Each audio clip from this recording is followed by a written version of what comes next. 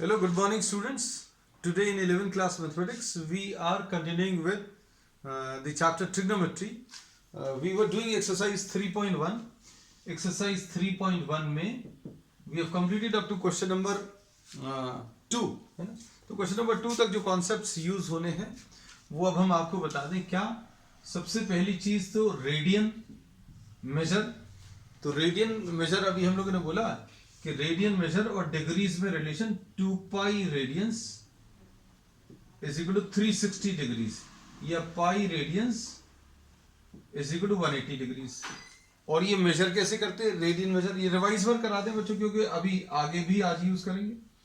अगर कोई line rotate करके अगर ऐसी कुछ मूव कर गई तो आपको ये एंगल अगर रेडियन के टर्म्स में बताना है तो you will be taking a circle of any radius, length of the arc divided by radius of the circle. ये theta in terms of radians होता है. Theta in terms of radians अगर आपको बताना है तो length of arc divided by radius.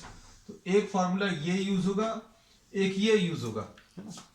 और degrees को रेडियंस में चेंज करने के लिए आप क्या करेंगे, इस रिलेशन का यूज करेंगे. और डिग्रीज को रेडियंस में चेंज करने के लिए you will B multiplying by pi upon 180. ठीक है, बहुत सिंपल. जो चीजें अभी हम लोग बता चुके हैं उनको शॉर्ट में अभी हम सारी चीजों को डिस्कस कर रहे हैं. रेडियंस को डिग्रीज में चेंज करने के लिए अभी हम लोग मल्टीप्लाई करेंगे by 180 upon pi. So this is one concept which will be using. This is the second concept. एक कॉन्सेप्ट ये है, मतलब ये तो आइडेंटिकल है तीनों ही, है ना. और एक कॉन्सेप्ट ये है. तो ये चार कॉन्सेप्ट अभी हम लोग यूज करेंगे मेनली.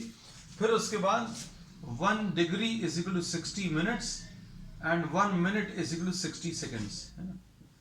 ये भी अभी हम लोग यूज करने वाले हैं. तो अब देखो question number 3. A wheel makes, question number 3 देखना इसमें. A wheel makes 360 revolutions in 1 minute.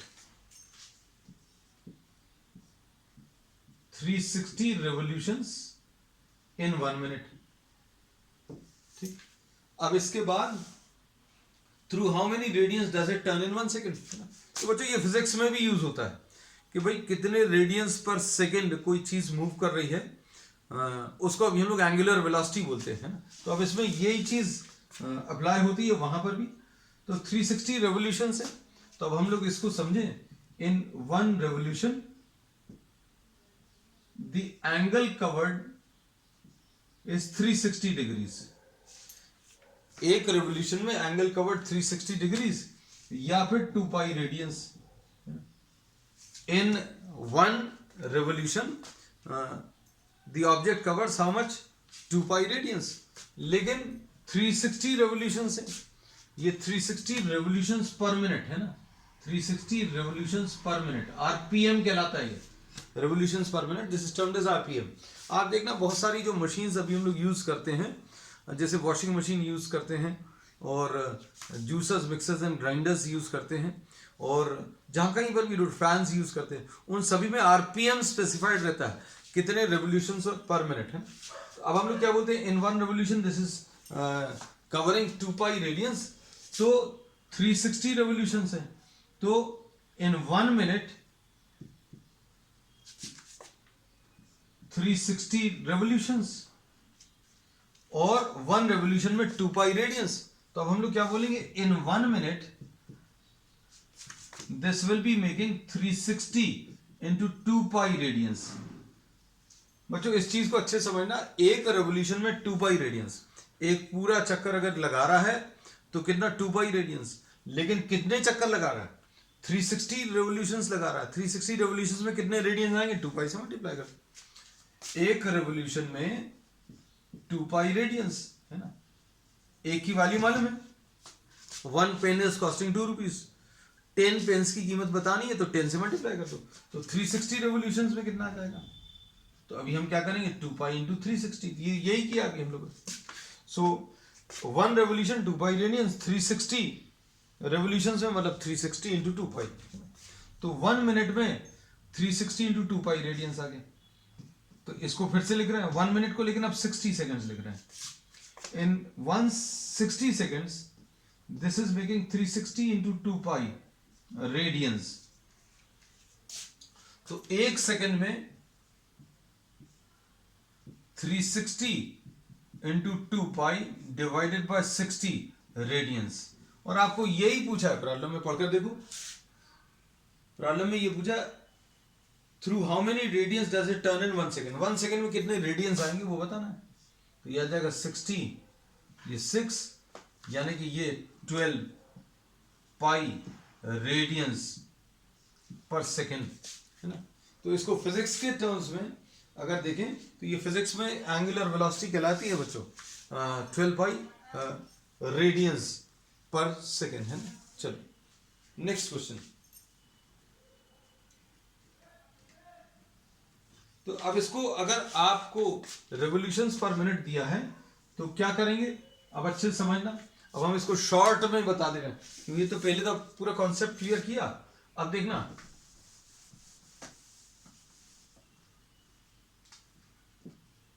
360 revolution पर मिनट है. तो 360 रेवोल्यूशन की जगह एंगल चाहिए तो एक रेवोल्यूशन में 2 पाई रेडियंस आ गया. मिनट को 60 सेकंड लिख दिया, रेवोल्यूशन की जगह 2 पाई रेडियंस लिख दिया और मिनट की जगह 60 सेकंड्स लिख दिया. तो लो एक लाइन में आंसर आ गया, रेडियंस पर सेकंड है ना. चलो नेक्स्ट क्वेश्चन नंबर 4 देख लो.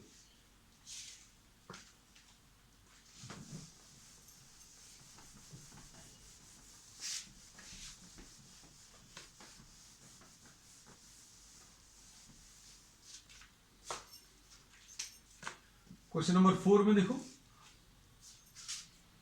Find the degree measure of the angle subtended at the centre of circle of radius 100 centimetre by an arc length of 22.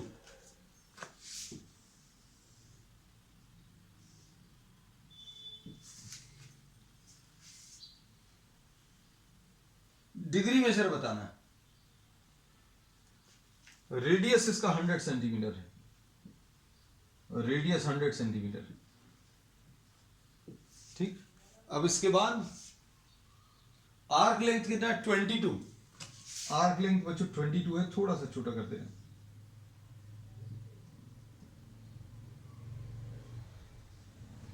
Length of the arc L.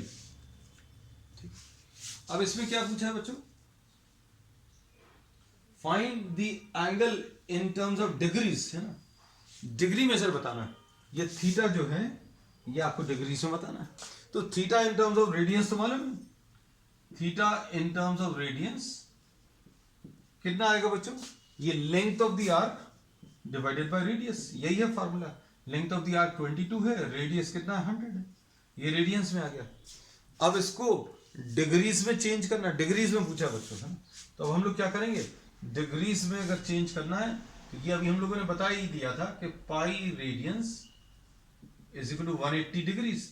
मतलब 1 radian will be equal to 180 upon pi. तो ये conversion factor आ गया, 180 upon पाई से multiply कर दो. तो ये इतने रेडियंस को डिग्रीज में चेंज करने के लिए 22/100 इंटू 180 डिवाइडेड बाय पाई ऐसा लिख लेंगे. डिग्रीज आ गया है ना. तो ये आ जाएगा 22/100 इंटू 180 अपॉन 22/7. ये कितना आएगा, ये कैंसिल होगा. 18 इंटू 7 डिवाइडेड बाय 10. तो theta in terms of radians will be equal to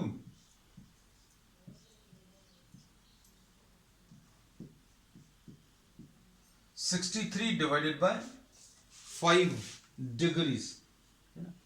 63 upon 5 degrees को अब हम लोग क्या लिखेंगे बच्चों, देखो 5 1 जा 5, 5 2 जा 10, 3 5 6 जा 30. तो 12.6 डिग्रीज ऐसा लिख लेंगे. लेकिन फ्रैक्शन में अभी हम लोग रखते नहीं है तो कैसा लिखेंगे इसको, 12 डिग्रीज और 0.6 डिग्रीज लिखा है ना. अब इसको कैसा लिखेंगे, 12 degrees and plus 0.6 into 60 minutes. तो ये आ जाएगा 12 डिग्रीज और ये कितना आ जाएगा 36 minutes. So this will be the answer to question number 4. अब क्वेश्चन नंबर 5 देखो.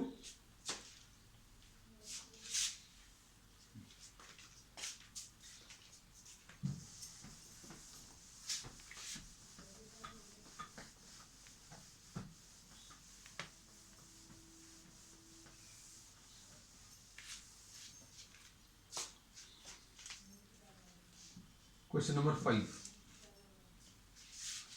In a circle of diameter 40 centimeter,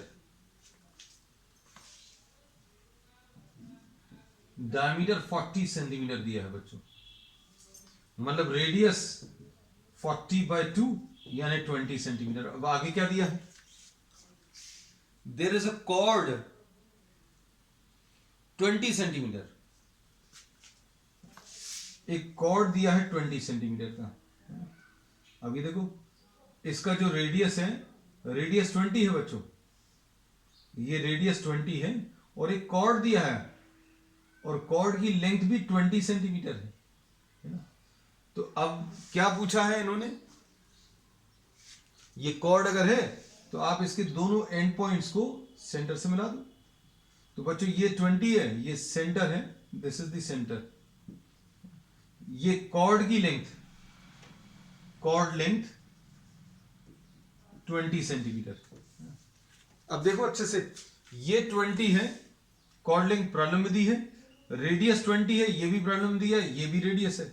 so what happens, the triangle formed at the centre by the chord will be an equilateral triangle. तो ये equilateral triangle आ गया. Equilateral triangle आ गया मतलब each of the angle, each angle will be 60 degrees. अब 60 degrees है मतलब इसको degrees को रेडियंस में चेंज करने के लिए हम लोग मल्टीप्लाई करते हैं पाई अपॉन 180 से.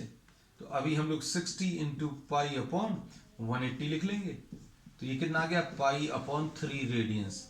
तो बच्चों क्यों ले रहे हैं रेडियंस में, क्योंकि लेंथ ऑफ द आर्क पूछा है ना.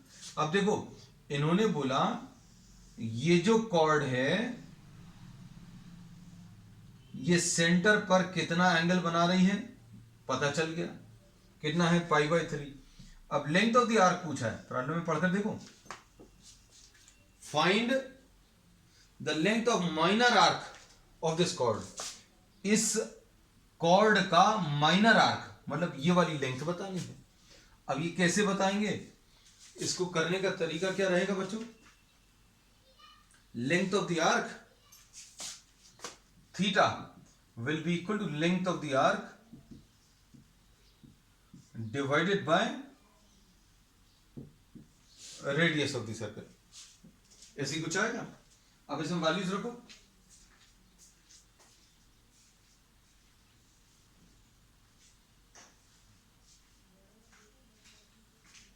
वैल्यूज रखने पर थीटा की वैल्यू कितनी है बच्चों, पाई/3. लेंथ ऑफ द आर्क पूछा है, रेडियस कितना है, तो रेडियस बच्चों 20 है. तो अब इसमें सॉल्व करने पर L will be equal to 20 पाई/3 सेंटीमीटर है ना. और अगर ये सॉल्व करके दिया हुआ है तो इसको सॉल्व कर लेना, नहीं तो ऐसे भी आंसर छोड़ सकते हैं कि length of the arc will be 20 पाई/3 सेंटीमीटर, ऐसे ही दिया है. चलो अब क्वेश्चन नंबर 6 देख लो.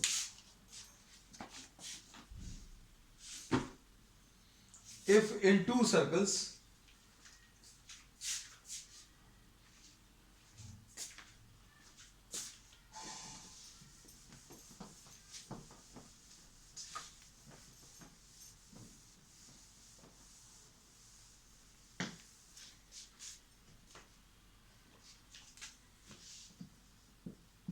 क्वेश्चन नंबर 6 में यू आर गिवन 2 सर्कल्स. ठीक, arc of the same length subtend 60 degrees and 75 degrees. बच्चों यहां पर 2 सर्कल्स हैं, एक का रेडियस कितना है, अच्छा रेडियस नहीं दिया, इसमें इन्होंने लेंथ जो है सेम है। सपोज ये लेंथ एल है, यहां पर भी लेंथ एल है और इसकी रेडियस पता नहीं है,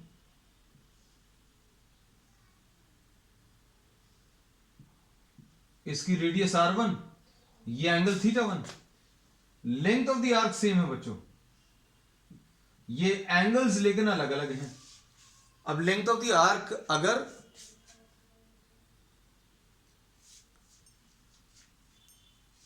लेंथ ऑफ द आर्क अगर सेम है, लेंथ ऑफ द आर्क अगर सेम है, एंगल्स अलग अलग हो सकते हैं, है ना। अब इसमें अगर ये बात समझ में नहीं आती तो ये कंसिडर दीज टू सर्कल्स। देखो अगर आपने इतनी ही लेंथ ले ली तो ये देखो ये और कम एंगल सबटेंड करेगा, ये देखो यहां पर एंगल ज्यादा दिख रहा है, यहां पर एंगल कम दिख रहा है। So if the radius is different, if the radius is different, then the same length will be subtending different angles, है ना। और ये एंगल्स दिए हुए बच्चों, ये θ1 और θ2 दिया है। θ1 कितना दिया है, θ1 60 डिग्रीज और θ2 कितना दिया है 75 डिग्रीज।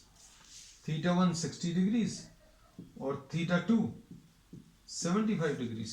अब इसमें पूछा क्या है, find the ratio of the radii, r1 upon r2 का रेशियो पूछा है। तो अब देखो क्या करेंगे,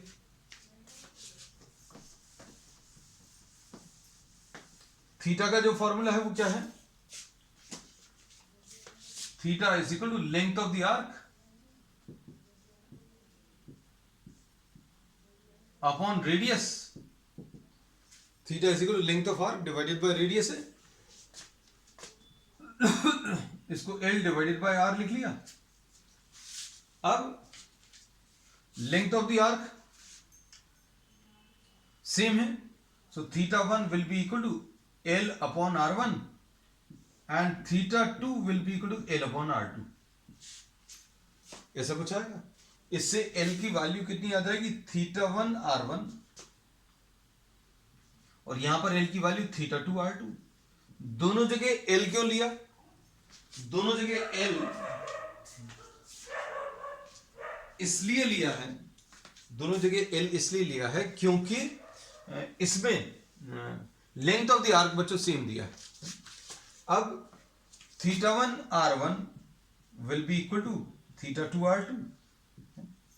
अब θ1 को आप 60 इंटू पाई अपॉन 180 लिख लो रेडियंस में, क्योंकि ये फॉर्मूला तो रेडियंस में अप्लाई होता है। θ2 की value 75 into pi upon 180, values इसमें सब्स्टिट्यूट कर लो, R1 upon R2 will be equal to θ2 upon θ1, ऐसा कुछ आएगा। और इसको सॉल्व करने पर कितना मिलेगा, θ2 75 पाई अपॉन 180 और 60 पाई अपॉन 180।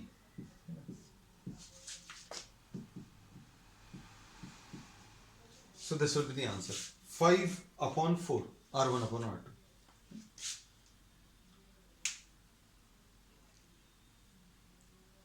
अब क्वेश्चन नंबर 7 देखो, find the angle in radiance. अब आपको एंगल निकालना है क्वेश्चन नंबर 7 में।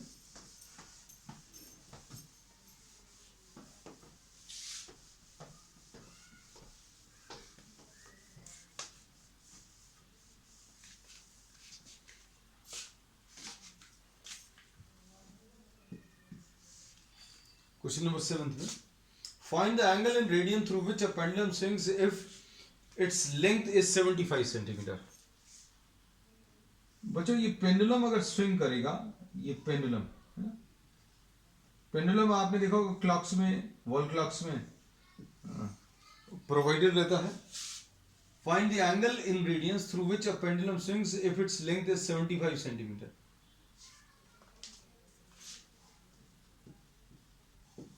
ये 75 सेंटीमीटर दिया है, ठीक।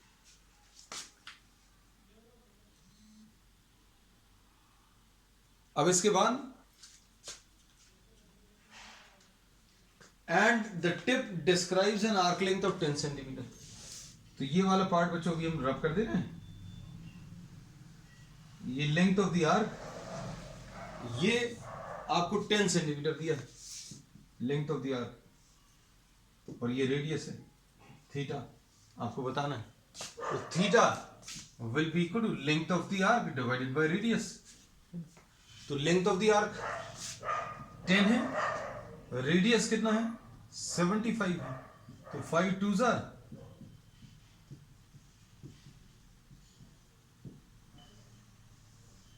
this will be 2 by 15 radians, ठीक। उसका सेकेंड पार्ट में, ये फर्स्ट पार्ट है बच्चों, फर्स्ट पार्ट में लेंथ ऑफ द आर्क कितना 10 सेंटीमीटर दिया है। सेकेंड पार्ट में length of the arc 15 centimetre. So theta will be equal to length of the arc divided by radius, 15 divided by 75। तो ये कितना आ जाएगा 1 5, तो 1 by 5 रेडियंस। ये सेकेंड पार्ट है। और इसका थर्ड पार्ट बच्चों 21 सेंटीमीटर। तो थर्ड पार्ट में length of the arc 21 centimetre दिया है, और theta length of the arc divided by radius. Length of the arc कितना है 21 डिवाइडेड बाय रेडियस कितना है बच्चों 75। तो 3 7s are और 3 25s are। तो इसका आंसर जो है 7/25 रेडियंस आ गया है। तो बच्चों this finishes the first exercise, and we will continue with some more concepts for the next exercise on the next one. That's all for today.